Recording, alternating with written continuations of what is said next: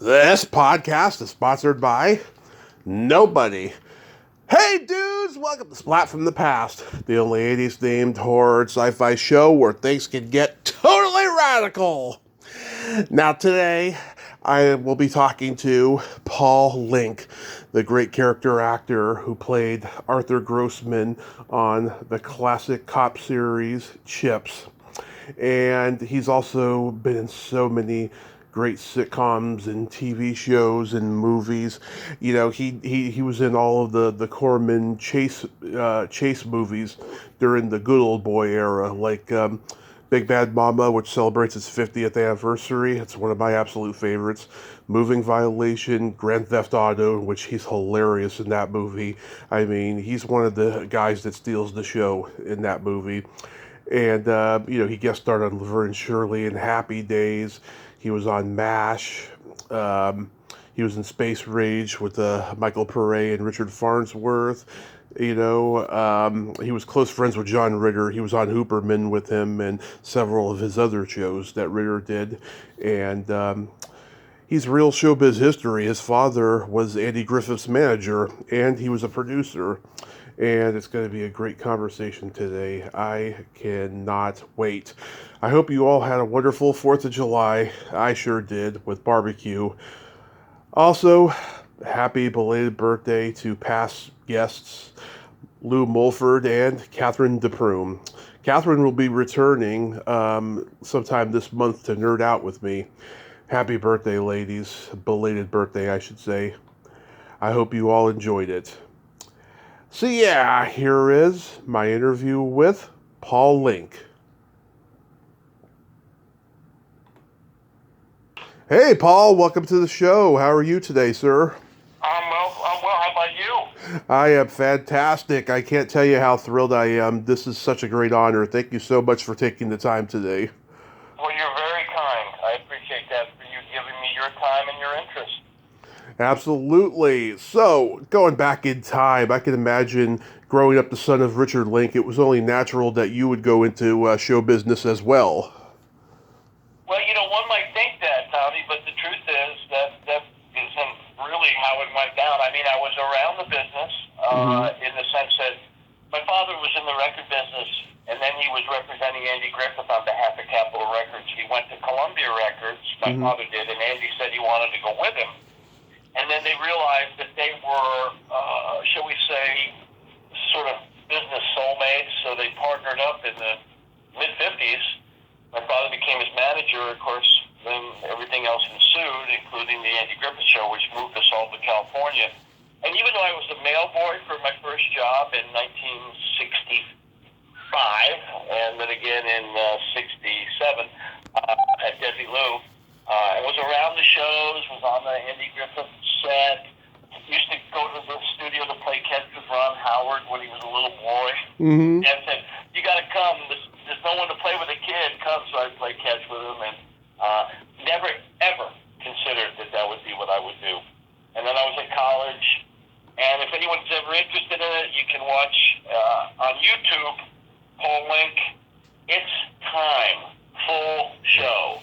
It's a one-man show I wrote that talks about how I found my way to acting, really. I was at SC. I was lost. I was basically majoring in Timothy Leary with a minor in the Doors. And this tall, red-headed woman named Monday Dooley. Monday, if you're out there listening, I love you, dear. Changed my life. I was in a restaurant. I decided to drop out of school. I was wasting my father's money. And Monday Dooley said, have you ever thought about taking an acting class? And, I hadn't, but I did. And life is a funny thing, looking back on it. It was a 7 o'clock Monday night class, and I was in bed with my girlfriend at the commune at 6:30. And I looked at my Romanian beauty, and I said, there's no way I'm leaving this bedroom to go some stupid acting class. And at about 6:55, about 5 minutes before, I was just off campus, I suddenly had something happen in my body. I literally jumped out of the bed.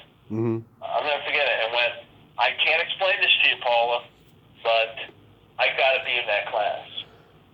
And I went to that class, and it was a life-changing thing. So, sometimes you got to listen to your inner voice. You never know what it's going to tell it's going to lead. Oh, absolutely. Man. So was Andy in the house a lot when you were growing up?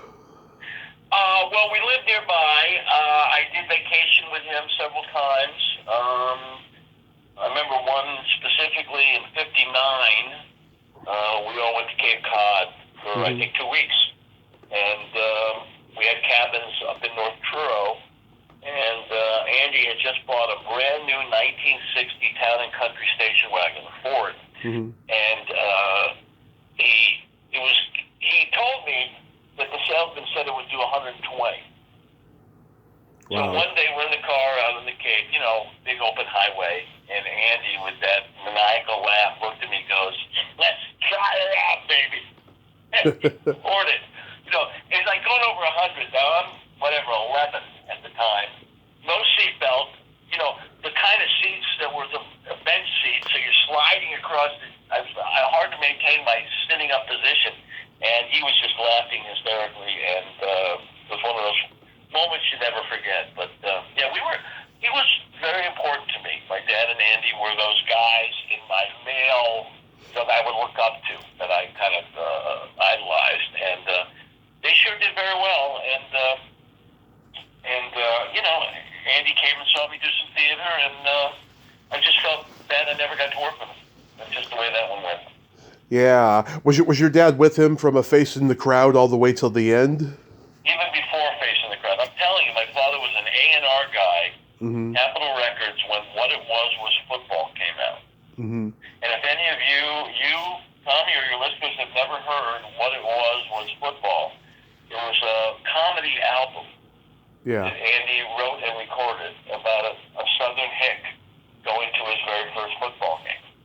And it got airplay. People were interested in this, and it was so funny. So my dad went down to meet him on behalf of Capitol Records, and I read this in an article in the New York Times or Wall Street Journal or one of those magazines that did a feature on my dad. The minute they met, they had kismet. It was bizarre. My father knew that this guy was special, and Andy, the Southern boy he was, thought my father had too many teeth in his mouth. But other than that, he really liked him. And they hit it off, and they ultimately, there was a silver cigarette box, which is funny because neither of them smoked, that Andy gave my father on the, to celebrate the inauguration of their company, their business together, which I think was in 1954 or 53. It was before Facing the Crowd. It was before No Time for Sergeants, Destry Rides Again, Onion Head. Plays. Obviously, the No Time for Sergeants went on to be a movie. And I got to see those plays on Broadway. Which, as a kid, it was really exciting. And coming to California and the Andy Griffith Show, the way all that went down was pretty exciting. Those two guys, let's face it, they rode a supernova, and they had quite a life, made a lot of money, and let's face it, the Andy Griffith Show, probably, you got to put it in the all-time top 10. But, for half-hour show. Yeah, it's up there with I Love Lucy and Seinfeld and stuff. Yes, exactly. Just an iconic show. Years later, I got to work with Lucille Ball. I don't know if that kind of shows up, but Lucille Ball had a TV special on CBS in 1975. And her husband, there were 3 sketches over an hour. And the longest one, which took up a full half hour, was a situation. She and her husband, played by Jackie Gleason, had 2 kids, and I was the son. And there was a situation comedy about where I didn't want to follow in my father's footsteps and do what he did. I wanted to be a stand-up comedian. So I got to do this terrible stand-up act for Jackie. And God, he was a piece of work, that guy, I'll tell you. He was one of my idols, but he was very difficult to work with. He was not... I've heard. Yeah. I saw Lucille Ball fired him in front of me. I never tell this story, but it was the wildest day, because he disrespected her, and she was the boss, and she wasn't going to have it, and went off, and I actually literally thought I was seeing Lucille Ball die in front of me. I thought she was having a heart attack. She was so apoplectic. She was so angry. And she couldn't even get the Valium in her mouth. It was terrifying. And then for one day, no one knew what was going to happen. Then, of course, the lawyers worked it out. He came back to work, and we finished the thing. And, unique. I certainly learned a lesson. But you got to watch out for yourself in the business. That when they say they're bringing the camera out on you, it's up to you to be there and be full and have what you need, because no one else is going to do it for you. Yeah, I never saw that Lucy special. Was that the one Randall Carver was in? Randall Carver? Yeah, Randall Carver did a Lucy special or Lucy show back in the 70s, I believe. Oh my God, that's a name out of my past. I was in class with Randall Carver. Yeah, I had him on earlier this year. His wife is a friend of mine. Wow. Well, I would say it was 75. You know what it was? It was a one-off thing. It was a Lucille Ball special with Jackie Gleason, and they had 3 different scenarios. In those days, there was no taping it. You saw it once, if you saw it. Otherwise, you didn't see it. Yeah. And it never re-aired. And then years later, I was doing a play, and Jerry Mayer was the playwright. He's a Santa Monica playwright. He used to run Facts of Life. He was a television producer, right? Producer, a writer, head writer. But in this case, he's a playwright. He's written a bunch of plays, and he showed up to a rehearsal. He had found the show, and so he gave it to me. I have a clip. I can watch my scene with Jackie, which is a lot of fun, but it's poor quality, but it was out there. It was one of those memories. Nice. So when you were in acting class, was anybody in there that we would know? Sure. I mean, that comedy class had John Larroquette in it. Had Mary Lou Henner in it. Let me see who else was in it. Scott Baio sat in on that class for a while. It was run by Harvey Lembeck. Oh yeah, Harvey Lembeck. I know a lot of people who studied with him. Carol White was in the class. Robin Williams, Penny Marshall, Robert Donner was like one of the teachers. Yes, John Ritter. Yep, John Ritter. Harvey had a Monday night class, and the Monday night class was like the A level. It was Robin Williams, it was John Ritter, it was Bobby, I forget his name now, the guy that was, he was so funny. Anyway, really seasoned comedians and improv specialists. I was in the next level class. I got into that Monday night class. The truth is, I never really liked it. It was too intense. It just was, I was a young father at the time, and I was, I was in a kind of a different space. But I loved the Saturday morning class with Mary Lou and John Larroquette. It was fun. And I got to, like Harvey Lembeck, the last thing he ever did, he died doing it. He was doing the Chips. Yeah. And I didn't know, and I'd seen him. He knocked on my dressing room door and said, I said, who is it? He said, it's your father. I opened the door, it's Harvey. So I said, oh, this is great. We'll get to hang out. And they said, okay, I'll see you tomorrow. And then he died that night. Wow. Next day I'm in the hospital bed waiting for Harvey. And some AD who didn't know my relationship to him goes, oh, we're fucked today, pardon my French. We're screwed today. Our actor died. I go, what? He said, yeah, Harvey Lembeck died last night. That's how I found out. Oh. Brutal. It was tough. He was a wonderful guy, a great teacher, very supportive guy. Yeah, you're great at comedy, so obviously it helped. He's no question. I mean, being around those guys, I went to college with John Ritter. So we were in class together, we were plays together. So I always like to say that, even at the level as a junior, trying for West Side Story, I was competing with some serious players. So, I was grateful for their friendship and all the stuff we learned together doing plays. Nice. According to IMDb, the first movie you were in was The Baby Maker. I love that movie. It's very underrated. How was that experience? Well, that was truly, I hate to use this term because it sounds so, yes, but it was a life-changing thing for me. I mean, in ways that I wasn't even smart enough to recognize when it happened. I mean, first of all, I was in Edinburgh, Scotland, at the Edinburgh Festival in 1969, traveling with the USA Festival Theater Company. We went there to participate in this festival. It was a program, it was a benefit of SC. You could go in the summer. Your parents had to pay money, but you got to go do a lot of plays in summer stock over there. And so we go one year, Ritter was in the group, and who's in the group? Just serendipitously was Jim Bridges and his partner, Jack Larson, who, of course, had been Jimmy Olsen on the original Superman. Yeah. So they were a couple, and they were traveling with us. And the reason they were traveling with us was Jack had written a play, and we were going to do that play. And they'd written also a one-act play that we were also going to do as part of our 15-play season. So we were hanging out, we were building things, we were making sets. We were just guys. And obviously Jim and Jack were much older than us, but they were all part of the company, and we had a good time. I had no idea at the time that he'd written a movie that was going to get made, and all the time he was looking at me thinking he was going to put me in the movie.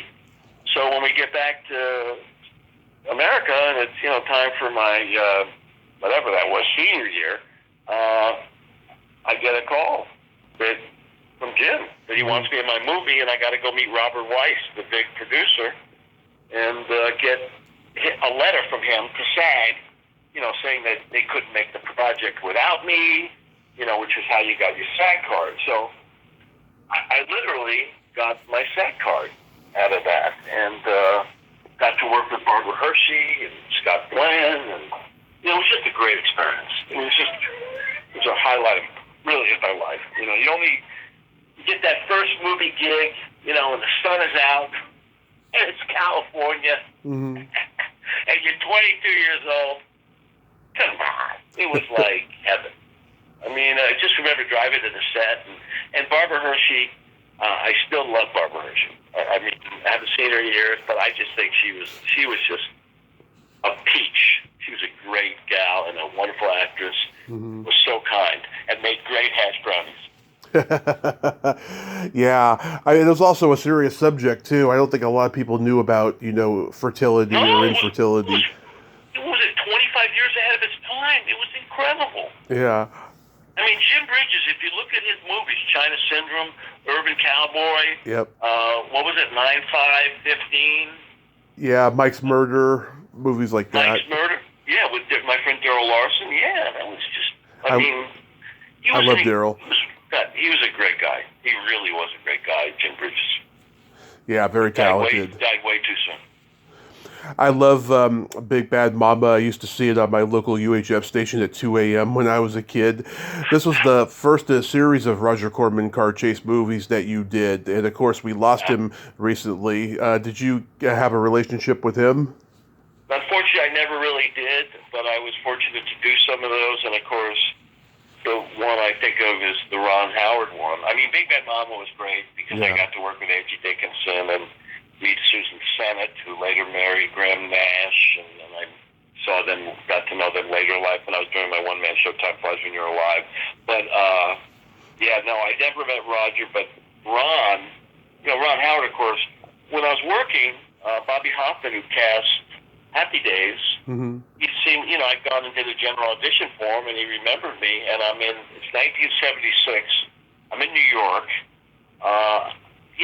I'd done commercials. I'd done The Strongest Man in the World for Disney. I'd done some jobs. But as the actor life is, suddenly it's like, I don't know, am I going to work again? So I went to New York just to try to shake things up, and got a call that I had a job on Happy Days. It was really strange. So I flew back and did the Happy Days, and I'm in the makeup chair, and Howard comes in and sits next to me. And all of a sudden he says, talking about how when he was, I guess he was 11 or 10, I had taken him to a Dodger game.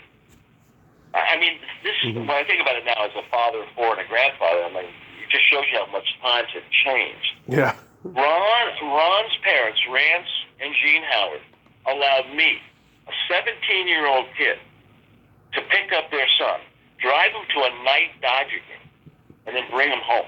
Mm-hmm.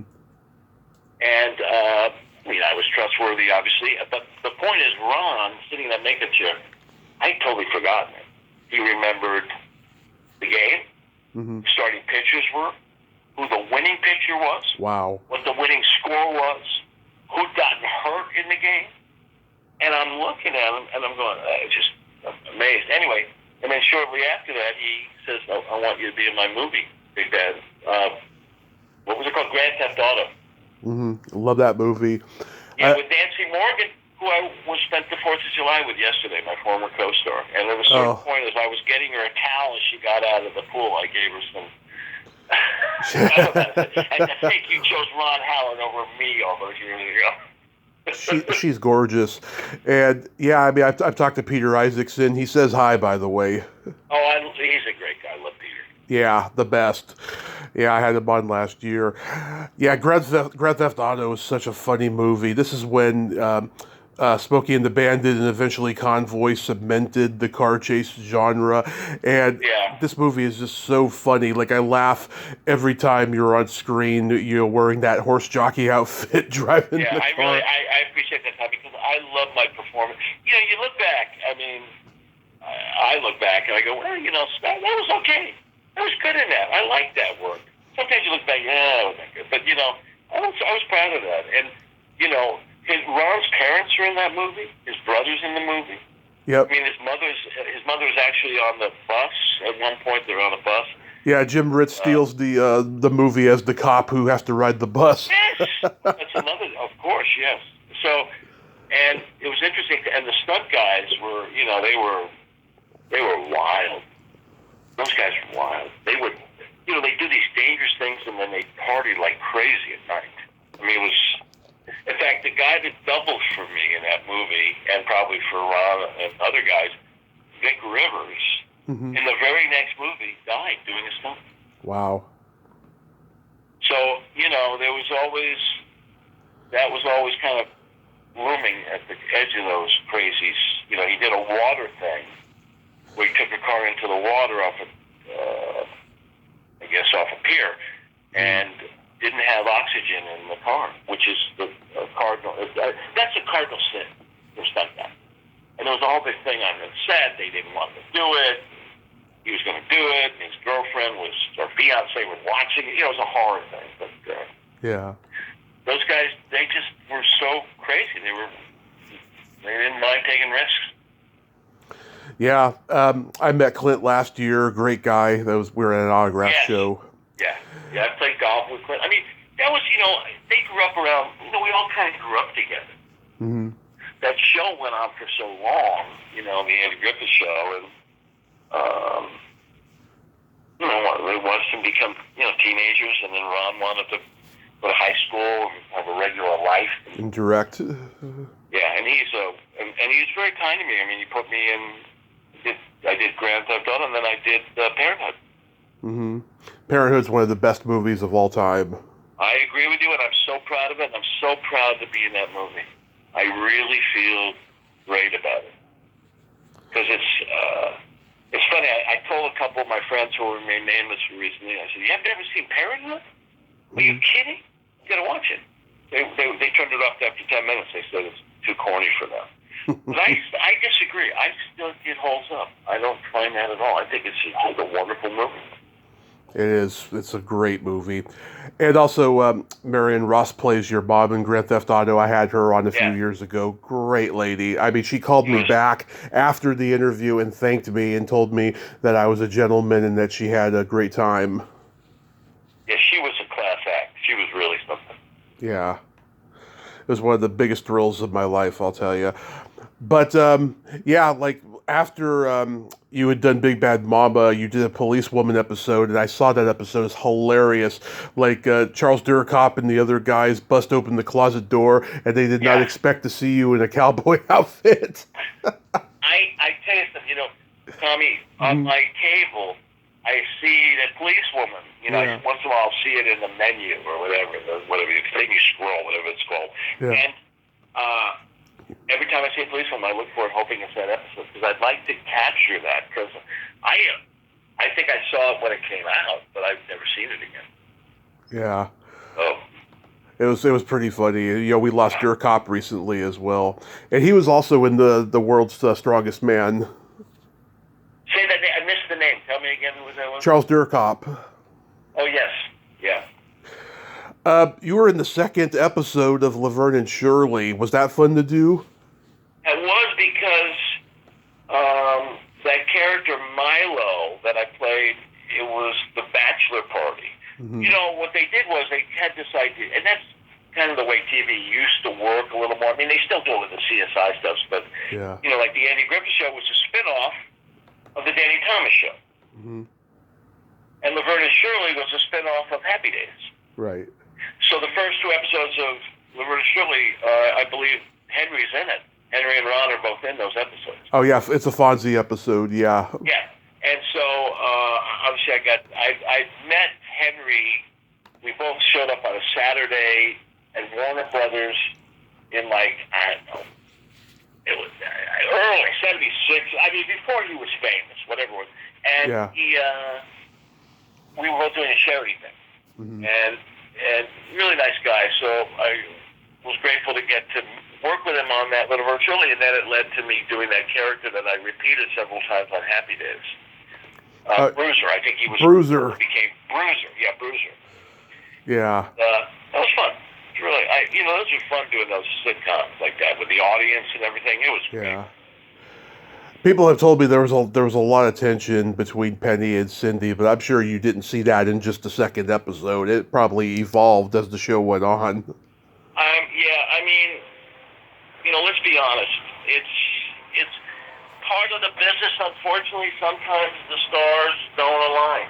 Yeah. I spent 6 years on a show where the stars couldn't align. So, it's like that's the way it goes sometimes.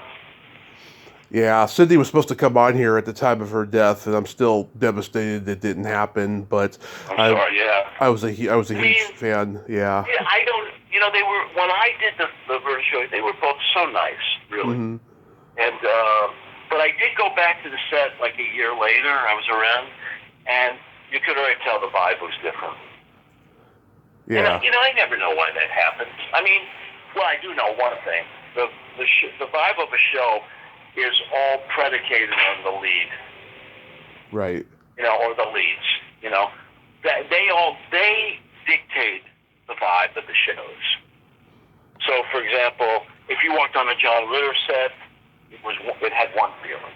Right. If you walked on an Andy Griffith set, it had its own feeling. Right. And the Chip set was what it was. I would never call it a completely harmonious place.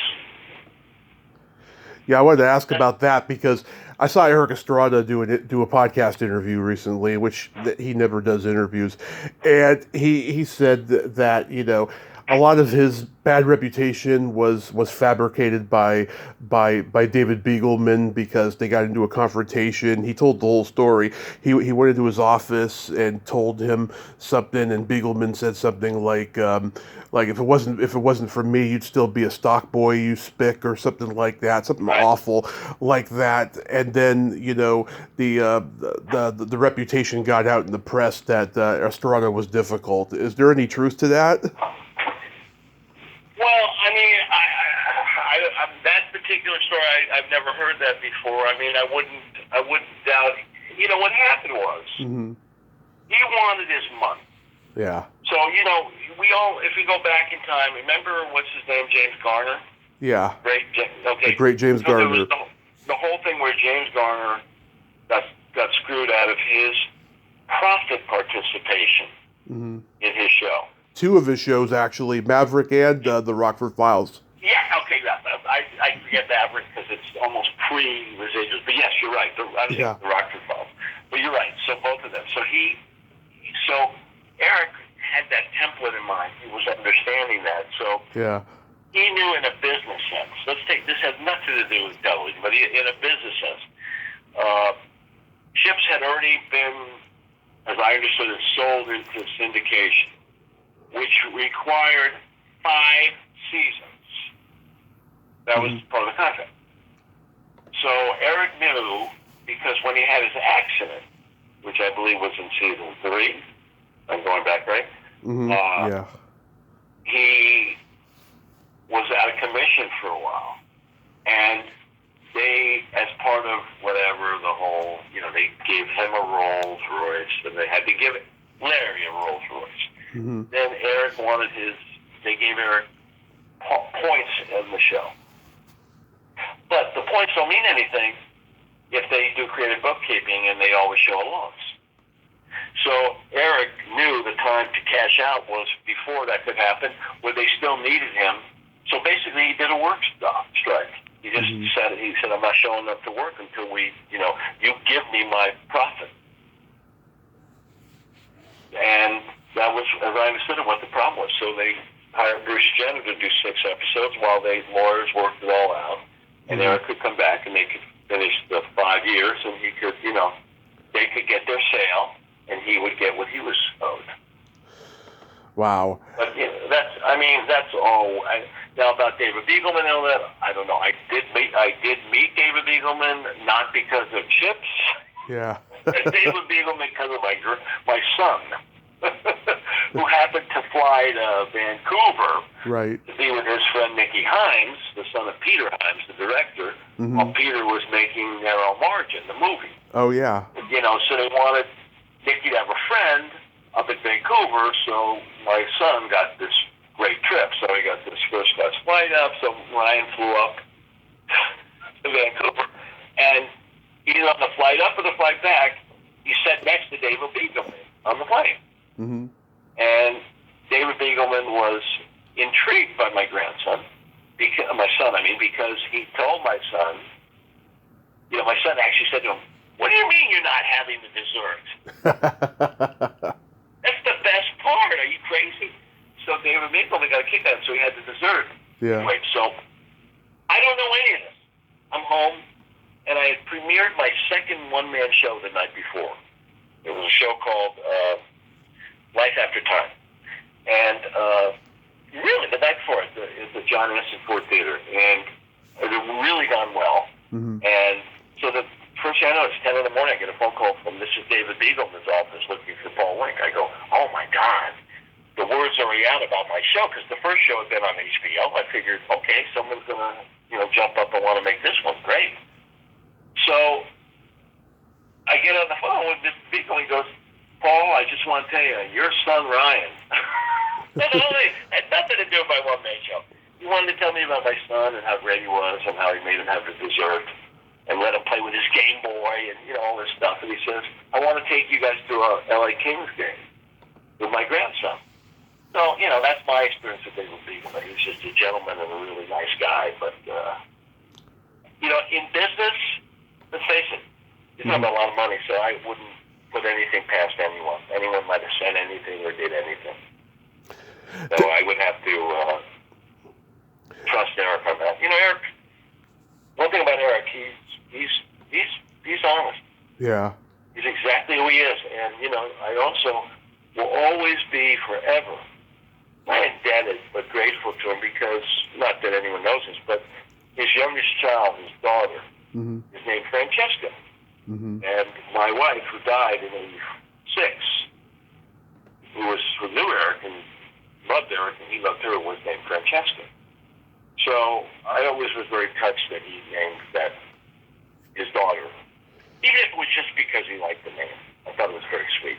So that always has meaning for me. Well, when you become the first Latino TV star, I mean, there's an added pressure to you, because people are expecting things and people are putting you on a pedestal. It could be very jarring, I'm sure. Oh, yeah, and hey, listen, what do we love about Eric? What we love about him is that he's larger than life? Yeah. And that he's so full of himself. It's kind of funny. And, I mean, seriously. Yeah. That's what Eric is. So, I never am fooled by any behavior, because he's who he is. And yes, some of it's what you say, but just some of it's all because he's Eric. Yeah. You know, he can have his motorcycle on a pedestal in his home. Mm-hmm. I wouldn't do that in a million years, but that's him. Yeah. And I understand it. So, baby, all the more. I give the guy all the credit in the world. And, you know, he's always never been bad to me. He's always been good to me. So I have no complaints. That's good. Tell me about Lou Wagner. I met him once. What a great guy. Oh, Lou is, you know, he is a pro's pro. He is just a great guy who's been around the business, done so many different jobs. He's the true journeyman actor. He brought a lot to our show, and he still is a friend and a supporter. I recently did a run of a new show I wrote called It's Only a Show, about my relationship with Charles Nelson Riley and the time I spent with him. Nice. Co-writing and directing his one-man show. And Lou came with his wife. I hadn't seen him in a long time. It was very sweet that he came out and supported it. You know, he's a great guy. I really like him. Yeah. And Robert Pine has become a lifelong, you know, the best things about Chips for me in retrospect were Robert Pine and Brody Greer. Because I became, you know, those are lifelong deep friendships, and which I'm forever grateful to. Robert Pine is like a mentor to me. You know, he's just such a gentleman, and we've had such long, deep talks, you know, in a way that it's very special. You know, we'll go for walks for 2.5 hours, and we just talk about real men stuff. You know, what it is to be a guy, what it is to age. Oh, yeah. You know, what it is to have your career, go through different stages. And he's always, you know, if I do a show, he's the first one there. He's a true friend. And Brody is like my brother. You know, we talk regularly. By the way, I don't know if any of your listeners would care, but I probably should take this time since we're talking about the cast. Mm-hmm. There was an actor in the first year, Lou Saunders. Oh, yeah. Anyway, he's struggling with cancer right now, and there's a GoFundMe page. So if anyone out there wants to help Lou Saunders, he's trying to raise a little money, and I just found out about this. And through Facebook, Louis Saunders, there's a GoFundMe page, so he's trying to raise less than $5,000, so he needs help. He's got cancer in his body, and it's not good. That's awful. God bless him, though. Yeah, people should go contribute to his GoFundMe, because, cancer is the worst. It's the absolute worst. Yeah, there's no question about it. Randy Oakes, she eventually married Gregory Harrison, another great guy. I mean, I was thinking about Gregory the other day, because he is truly, I was always a fan of him. Mm-hmm. Yes, you know, even before I met him. I just always, you know, he had that special thing, and it's true. He's what a great career he's had. You know, he never stops working, and Randy's a down to earth girl. You know, she was great as you know, she was first a criminal on our show, and she was so beautiful. They brought her back to play the policewoman, right? And she was a great addition, but she's totally retired. She wants nothing to do with the business, really. She raised her kids in Oregon. Now they're living out in the valley. But I saw her at the Chips reunion one time. It was great to see her, and she looks great, and seems very happy. And Greg continues to work, and they seem to be having a wonderful life together. Ellen Gear had a recurring role as Julie Barris. I talked to her. Great lady. Yeah, she's, well, oh my God, you know, Pop, we can't talk about Ellen without talking about Pop, because Will Gear was one of those important people in my life. Grandpa Walton. Yep. Pop, as we called him, he was, you know, he put his money, you know, you probably know his story. He was blacklisted. Oh, yes. In the 50s, and had to become a gardener so that he could feed his family. And eventually, you know, by the time he got to Walton's, he had a place in Topanga with a cabin that Woody Guthrie used to stay in. Yeah. He was friends with Woody, and he built the Theatricum Volcanicum, a outdoor theater. Yeah. And at the time that he was building the Theatricum Volcanicum, I was working with Warren Christensen on something called the Garden Theater Festival, a.k.a. Theatricum Volcanicum, Garden Theater. Anyway, And Will came with his Americana and performed at our festival. And then we went out every 4th of July weekend. Is it funny we're speaking now on that sort of cosmic? Every 4th of July weekend, 73, 74, 75, 76, 77, 78, and even maybe 79, we went out and did a 4-day festival in Will's Theater. So I spent a lot of time with that family. And, when my late wife died, it was the Theatrical Botanicum, Alan Gear and Peter Alsop, who really, with Warren, because I had 3 little kids and I was beyond bereft, they put together the memorial. They got the stage there, they got the piano there, they got, they did everything to make sure it actually in John Ritter's backyard. The yard I was in yesterday was where that was. So I hold that whole group in high regard. Oh yeah, they're the best. They don't make them like them anymore, Yeah. Do you have any favorite episodes of Chips? Well, I like Home Fires Burning because I think I had a really fun role on that. And of course, School of Rock is, to me, my favorite episode. Written by Larry Mullen. Mm-hmm. I got to show John and Ponch how you slam dance. And there was a lady, I think her name was Susan Richardson. Yes, Susan Richardson. I think she may have been on Eight Is Enough, if I got the name right. Anyway, she played a character called Snow Pink. It was all about the punk rock scene, and but I really enjoyed that one. And of course, Mate Team, both Mate Team 1 and Mate Team 2 were, our highest rated episodes, the ones people really, Mate Team was our highest rated episode of all time, where there was a major accident investigative team, Mate, and they had to recreate what caused this bad accident. It turned out to be black ice, but... My favorite episode is the orangutan episode, and I thought of that one. Yeah. Leslie Hoffman is a friend of mine. She's the biker mama at the stoplight. They're doing like funny faces at each other. Yeah. Yeah. Well, the orangutan, there's that scene where I had to hang upside down, and the orangutan hangs next to me. So I'm completely vulnerable. Yeah. I'm hanging there. I am, and I'm not Richard Gere. I don't have those abs, those 6-packs. So meanwhile, off camera is the chimpanzee wrangler, right, the trainer, and he's got this little whip in his hand, and he's hitting his leg with it, and he's going, Poppy, Poppy, no Poppy, no. I'm thinking, I don't like this. I was kind of terrified, because the monkey's looking at me and he's, no, and I'm going, if you went for me, I'm pretty, I had arms, but I was upside down. I mean, even getting into that position was insane. Yeah.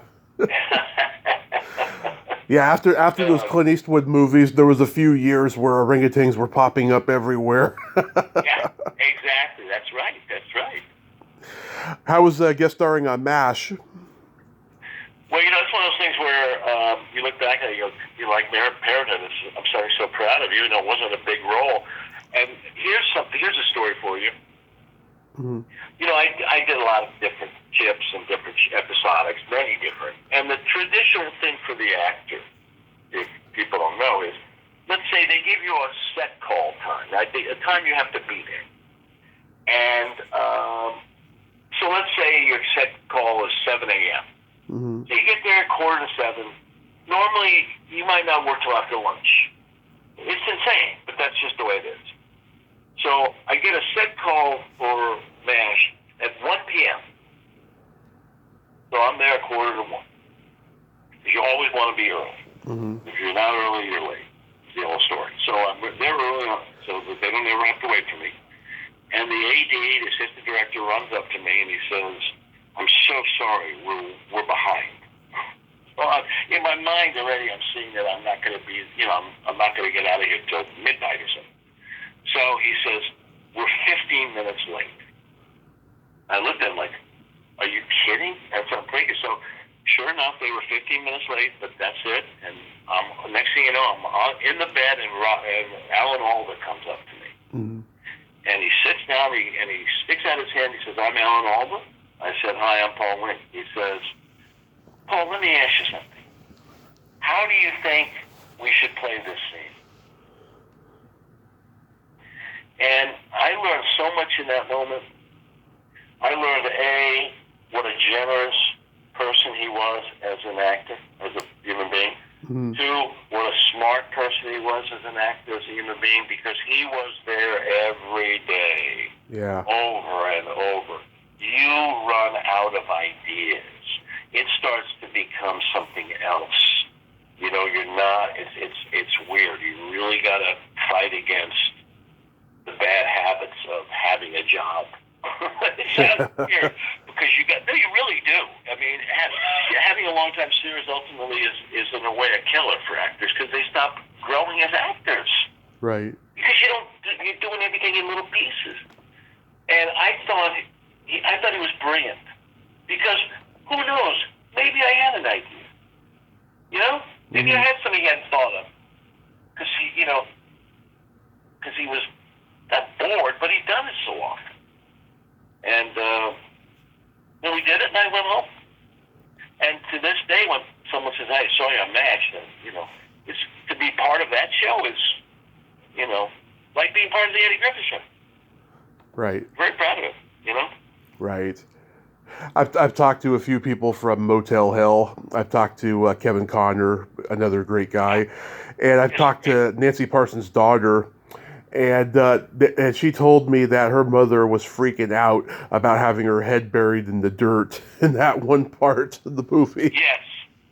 Yeah, Nancy Parsons was a wonderful actress. Yeah. And Rory was he was another one you learned from. Sitting around between takes in the middle of the night, just talking to him and the stuff he'd gone through. And, he was still involved with his lawsuit with the National Enquirer, because they, falsely said he was dying of cancer or something, and they caused work. So, but he was quite a pro, and great movie. Love that movie. I really was proud to be part of that. It's very funny, very underrated. Yeah, and exactly. And didn't do what we thought it would do when it came out, but I saw a print of it recently at a horror festival, and it was like, it was better now. It was hilarious. Yeah. I didn't realize you played a reporter in Heart Like a Wheel. I did. That was an interesting thing, because Jonathan Kaplan was the director, as I recall. He's a Corman guy. Say that again? He's a Corman guy. He was mentored by him. Yes, and I went to work, and I'm trying to remember, oh God, I won't get into names, but because I don't want to get anyone pissed off at me, but let's just say there was an actor who was playing a role of her main guy, Bonnie Bedelia, who was playing Shirley Muldowney. Yeah. It was whoever was the guy. Anyway, he was being an absolute... I've seen bad behavior on a set, actor. And I was with the extras. I wasn't an extra, but I was with them. And he was berating people around me. It was hot, Magic Mountain. It was awful. This guy, he was crazy. So I kept thinking to myself, please do not do this to me, because I won't sit here. I just won't take it. These people, they're going to make their $75 today. They need this. They can't talk back to you. You can insult them. But I don't care. I'm not going to take it. Anyway, I didn't have any issue with them. However, they fired him that night. And I get a call at home that night from Jonathan Kaplan saying, "We've let him go. I may need your help. I may need you to tell the people of Screen Actors Guild what happened." In other words, to confirm the bad behavior. And I told him I'd do whatever he needed, because I was offended by the guy. And then the next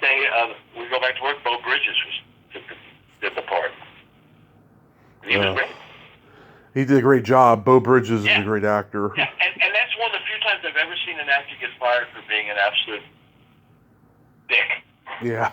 This guy was like, oh my God. How about remain nameless. I see him in my face, his face in my mind. He will remain nameless. I'm very intrigued. How about Space Rage? The single worst movie I've ever been in. You know, I once used to tell people I'd pay them money if they'd sit through the entire thing. Yeah. You know, at the time, I had a manager named Mort Reed, and as did my buddy, the late great Dennis the Little Guy Redfield, and he and I were his clients, and we were both in it, and different roles. And all I know is I had fun, but it didn't work as a movie, and I was sorry because. I know a stunt guy, Connie Palsamario, it was, I think, his first chance to direct a movie, and it just didn't work.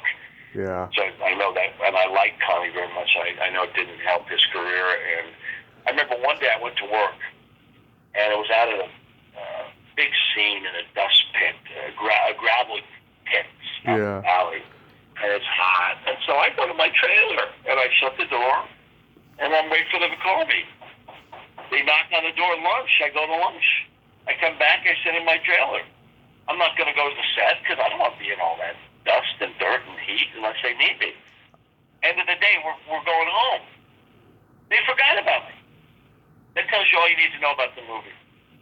I mean, later on, Mort Reed, the producer, he comes to me, he goes, "Where were you?" I said, in my trailer all day waiting for them to call me. It's like, yeah. I mean, now, if it maybe a different situation, I might have been more aggressive and said, you know, "Are you sure you don't need me?" But I just felt like, hey, if they're going to call me, I'm not going. Yeah. So, and you know, when a movie finally came out, what do you call it, Space Raiders?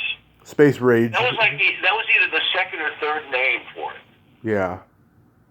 So it just, you know, it just didn't work. I'm sorry you had that experience. You know? You were on The Flash. I got to have that moment where I come out and I'm covered with crap. Yeah.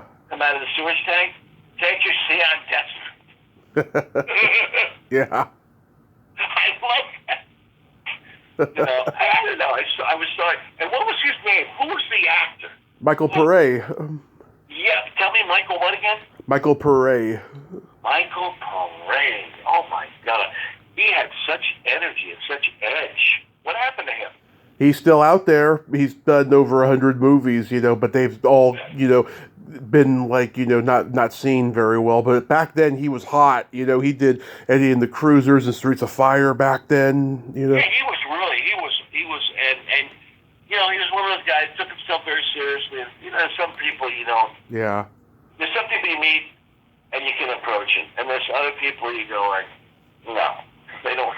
They're in their own world. They either got a posse around them or, you know, they're not. Yeah. They don't. Like Bruce Willis. Yeah, I auditioned for Die Hard and met him. That's the only time I met him. Yeah. He was nice. He was very nice. Yeah. I've heard he was nice in the beginning, and then as time went on, he just started taking himself too seriously, unfortunately. Well, it seems to happen, and you know, I mean, you have to be. That's why people like John Ritter, he was one of my best friends. So maybe I'm biased, but you know, he had a lot of fame, and he did a lot of good, great stuff, and you know, he never changed. He was John. Yeah, that's what I've heard. I admire people like Jeff Bridges.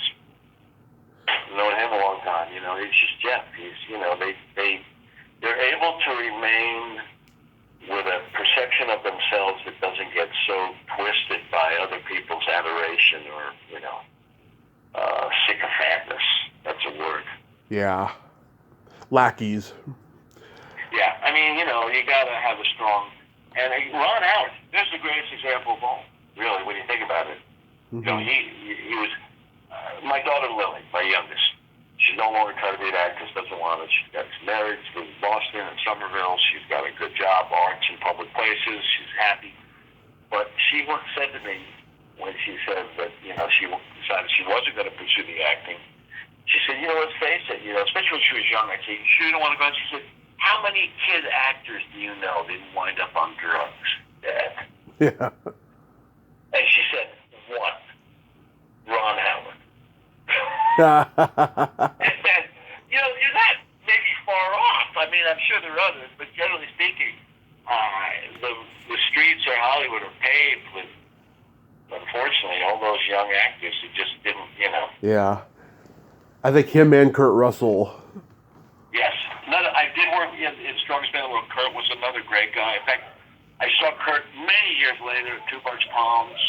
I was in the big spa in the pool, and suddenly he comes in, and it's like, hey, Paul. It was like, I just been with him. It wasn't like, all that. There was no guard up. It was, how you doing? What's going on? Yeah. Goldie was inside getting a spa. They'd flown down for the afternoon. It was like, but hey, it was great. And Tom Hanks is like that as well. Oh, yeah, I've heard he's the sweetest guy.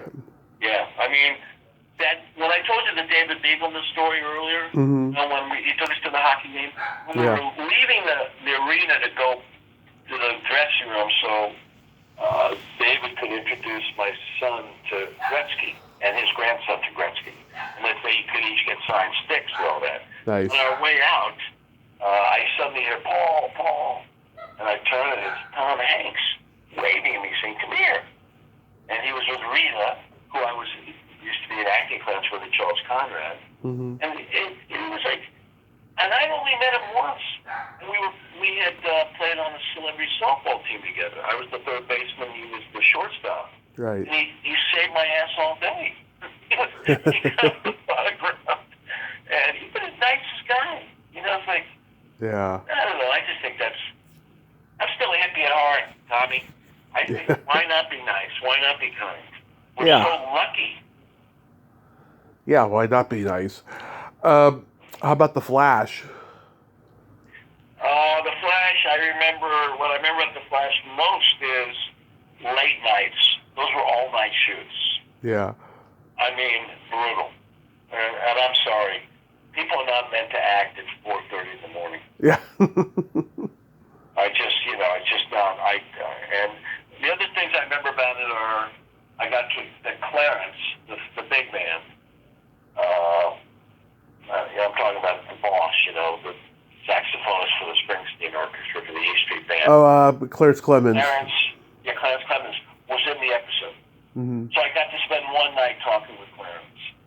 And it was when he and the E Street had split up. So, and he didn't talk shit about Bruce or anything, but he just, but I got to enjoy his company. The other thing I remember is that the guy that played the Flash, John Wesley Shipp. Yeah, okay, the suit that he had on, boy, you're good with names, Tom. Thank you. I'm 76, so I'm not that good with names. The suit he wore was so dehydrating. Let me just put it like that. Oh, yeah. For his skin, for his body. They had a special plug. Yeah. Like a colostomy bag or something. Yeah. There was a hole in the suit where they could pump cold air into it. So between takes, because they couldn't, it took too long to put it on, they couldn't take it off. So they had to figure out a way to keep the guy alive while they were filming it. Oh yeah, all those guys I've heard, the superhero outfits, they have to have a pump in there. Yeah, and I'd never seen that. I was like, oh my God, it's very nice, and it was one of those shows that kind of fizzled out. Yeah. It didn't really happen. What happened to him? He did Dawson's Creek. He played the father on that show, and Okay. he's done a lot of other stuff since. Good. Yeah, go ahead. When you were on, I was curious, when you were on Hooperman, did you work with Alex Elias? Alex Elias. Why do I know that name? Tell me more about Alex Elias. She was the girl with the tiny voice on that show, who worked at the police department. Okay, no, not really, because because I was really in the apartment. I Okay. was, I was sorry that show didn't have a chance, that it didn't go. Yeah. For a lot of reasons. One, because for John, obviously. Yeah. And the birth of Hooperman was, okay, I'm going to talk karma for a minute here. Okay. When my late wife was dying of cancer, in the next room to where I'm sitting right now in my house, Yeah. John and Nancy were very actively involved in our lives. We double dated before we got married. We had kids together. We raised our kids together. We spent Christmas Eves together. We traveled together. Anyway, John said to my late wife that she had always said to the kids, when I get better, I'm going to take us all to Hawaii and we're going to celebrate. Then it became clear she wasn't going to get better, and that she wasn't going to be able to take them to Hawaii. So John, one day, in the last couple of weeks, came to me and said, I want you to know that, when school gets out, because this was in March, when school gets out, I'm going to take you all to Hawaii to fulfill Francesca's promise to the kids. Oh. So, I'm like, anyway, I was weeping, So anyway, next thing you know, we're on a plane to go to Hawaii. It's a big island to the Mauna Kea. And so I'm sitting in the aisle seat, and John's one row ahead of me on the other side, and then the guy in front of me is Stephen Bochco. Mm-hmm. Hooperman was born on that plane.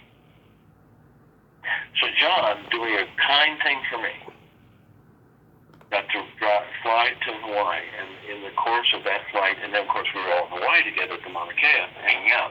Mm-hmm. By the time the vacation was over, there was a plan for Hooperman.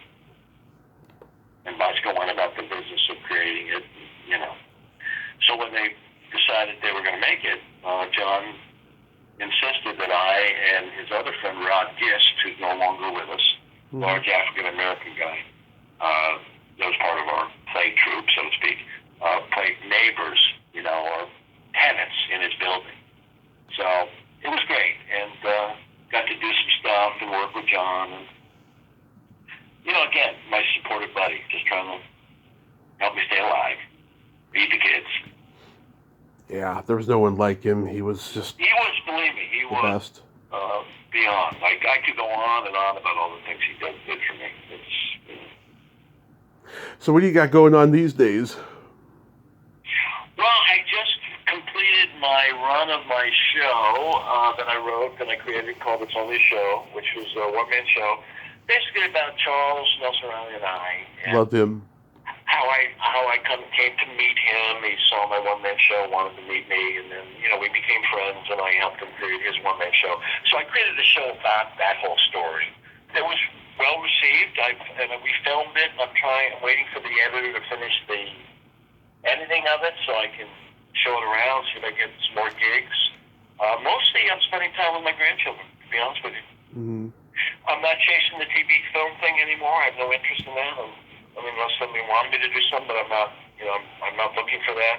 But I'm still interested in doing theater. So I think I'll write. I've written 7 solo shows that I've performed, and I think I'm going to try to do one more called It's Life and Life Only. Mm-hmm. And it would be sort of a compilation of what I've learned going down these roads, and sort of maybe a little message for the grandkids. Yeah. Do you find as you get older, it's hard to be up there night after night just memorizing every line? I'm pretty good with the lines. The night after night, this last show I did once a week, which was Saturdays at 5. Mm-hmm. It's funny you would say that because last Saturday my wife and I went and saw a friend at a play on a Saturday night. We don't go out at night. Don't go out at night. Yeah. I said, I just don't. I mean, it's not part of my lifestyle. So I thought, what would I do if I had to do it? Because there's a chance I'll do my play in Palm Springs. There's a producer trying to do a thing down there. There's a Walk of Fame. Maybe get Charles a star on the Walk of Fame down there, and then the show. Like a weekend about him. Anyway. Right. If that happens, I obviously would do night shows. for it. So, fortunately, though, the most important part of that question is the memory, and that's not an issue for me. I still am. I remember things in detail. Thank God. Mm-hmm. Yeah. Have you ever thought about writing a memoir? Well, there is a book, which I don't know if you would really call it a memoir, but it is a memoir. It's called Time Flies When You're Alive. Mm-hmm. It's a published book. It's my first play, but beyond that, it's a story of that 10-year period. And I have thought about it again, to be honest with you. Mm-hmm. And maybe Life and Life Only might be the beginning of that. Yeah, I mean, you got great stories. I mean, I think the public should know them because they're so good. Well, it's interesting. I really believe in the art form of storytelling and passing along that. And that's kind of the whole notion of the third or the last play, Life and Life Only, would be to pass these stories on to the kids, and my grandkids. Because, once in a while, we have a family thread that we text on. Once in a while, I'll say, did you know I was a disc jockey? No, I did not know that. No, I was a disc jockey in college. I'm not in the professional, but I was, I had a couple shows at SC, on KUSC. And, but I was Santa for a day. Different crazy things that I've done. And, the festival, no one knows about the Garden Theater Festival, but I still think that was one of the best things I've ever done in my life. And that was 7 years of volunteer work, and we put on, thousands of hours in LA in a public park. Thousands. Literally. 30-day festival. 3 stages. Mm-hmm. 6 days a week. It was huge. With all these great artists that came through that I helped organize and produce, and I emceed the whole thing, and developed an ability to be on stage. Very few people have been on stage as much as I have been without a script. Mm-hmm. It's kind of my thing. Paul, thank you so much for... There'll be another solo show coming. That is awesome. Paul, thank you so much for coming on today. This has been fantastic. Tommy, I really, really appreciate this. I've been looking forward to it. I'm very grateful to you for your time and for all your listeners who take the time to listen to this. I appreciate it. My pleasure. You have yourself a great day. Be safe out there, and do that that one man show, and make it a great swan song, I appreciate that. I'll get on that, Tommy. Thank you so much, brother. My pleasure. Bye-bye. You got it, buddy. All right, love. Well, there you have it. Paul Linke. Ain't he a cool dude? Oh my God. What a storyteller. I mean, like I said, he's show business history, ain't he? Oh my God. He even knew Charles Nelson Riley. Man, we could have gone into that, but I think he should save it for his one-man show. Well, until next time, this is Tommy Throwback Kovac saying there's no shame in living in the past because the present sucks. Later, dudes.